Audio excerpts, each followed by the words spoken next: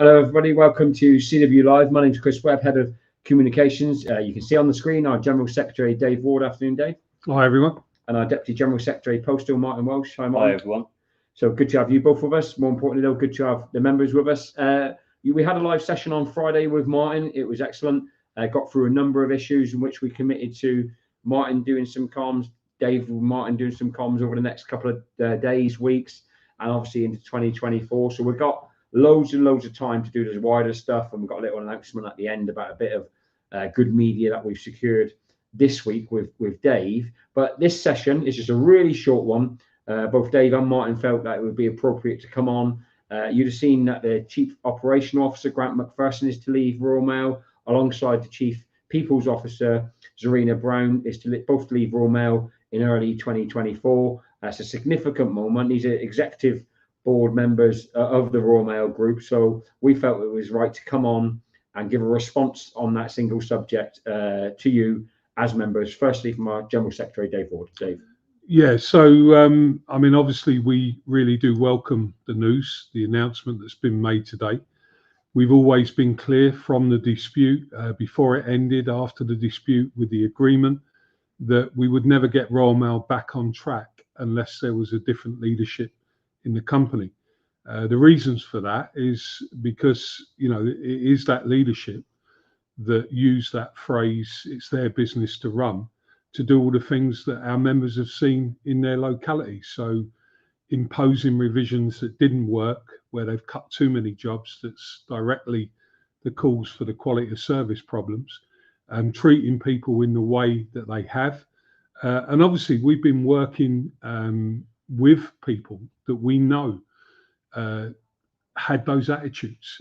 So from our perspective, seeing them follow Simon Thompson, the CEO, seeing them follow Stuart McDonald, the Industrial Relations Manager, with two other senior leadership positions leaving, I think should be taken as a sign, along with the recent agreement on the Faulkner review, that Royal Mail and the new CEO in particular may now be listening properly to what's going on out in the offices, seeing it firsthand, and getting ready to work with us, Martin in particular, to try and put some of these things right, and all of the other officers of the union.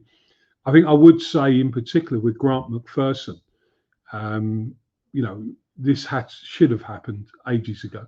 This is the guy who, when we reached an agreement on quality of service, and we were going live with our reps and managers to tell them that we'd got a structure for dealing with the quality of service problems. As soon as the live episode was finished, actually said to me then he couldn't implement it. You can imagine how we felt about that.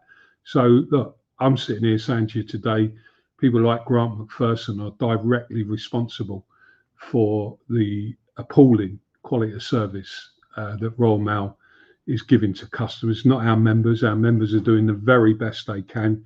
And let's hope that this is the start of a real change in the company, along with the work that we're doing.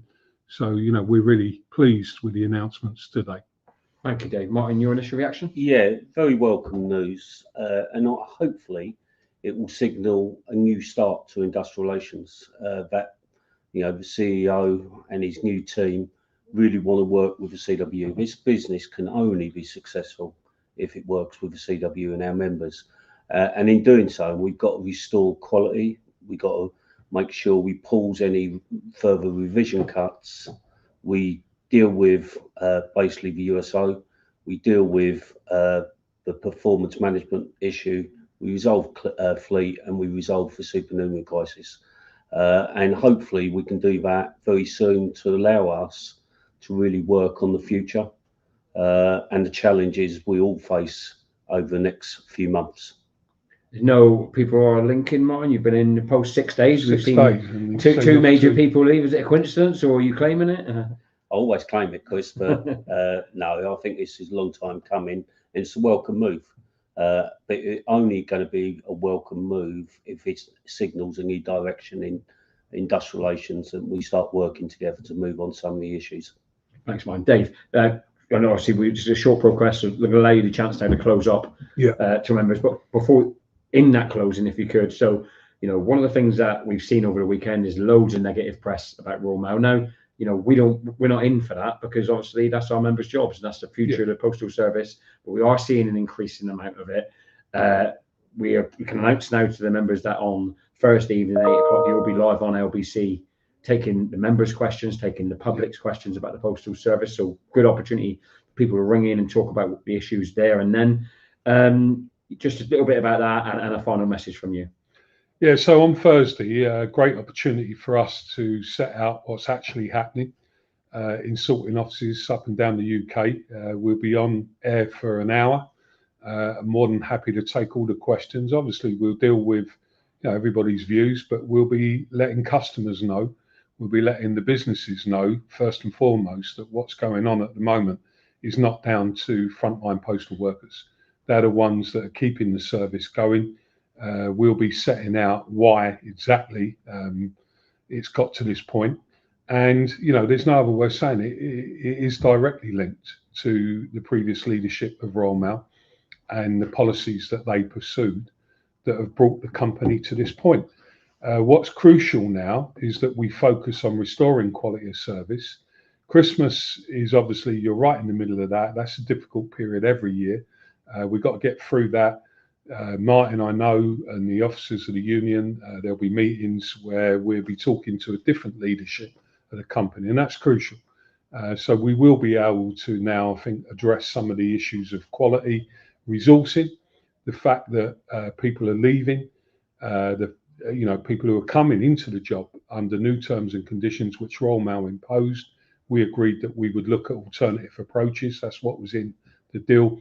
We can move that forward now because people ain't going to stay with the current position of Royal Mail. So let's see this as an opportunity to tell people exactly where the problems are, so that the media and the public and businesses understand.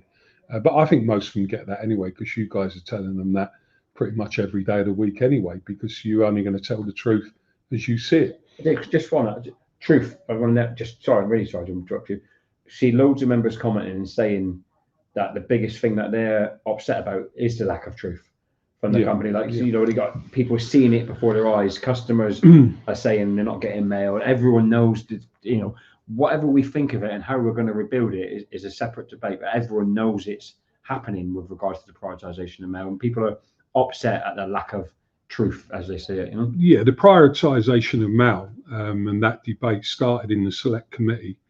The previous CEO lied in front of the select committee, and it's continued.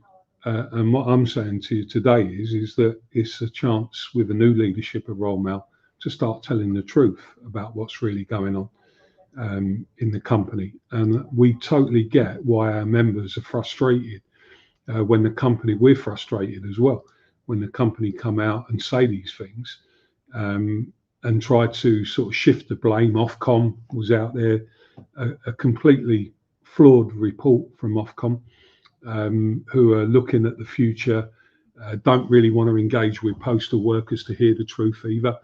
We'll be putting that right as well in the near future. So look, what we say, go back to some of the interviews we've had since the agreement. You would have heard us several times saying that until the leadership of the company, beyond Simon Thompson, was moved on, that it was going to be difficult to change the direction of the company. I think today is a big next step in that leadership of the company changing. And let's hope that we can give some more positive information, in the coming week and the further weeks. And I look forward to having this debate with our members about the agreement as well. We still believe it was the right agreement because there's no doubt that the company has to change. We can never lose sight of that, and we shouldn't lose sight of that, because there won't be any jobs if we don't make change successful. How you do it, they've gone too far with revisions in a lot of offices. They've gone in the wrong approach to resourcing, and the price for that is the quality of service, the problems that we're facing. Our members can only do the best. But today, let me finish on this point. We're not hiding from anything. We've been working obviously in the background as well, talking to the new CEO, talking to people in the company about some of these problems. We think today, this is welcome news. It's a chance to seriously start now with a completely different management team, not just a new CEO, but the team that runs the business, if you like, day to day. So let's start that process straight away. Okay, thank you, Dave. Thanks Thank very you, much. Martin, and we'll see you all soon. Take care.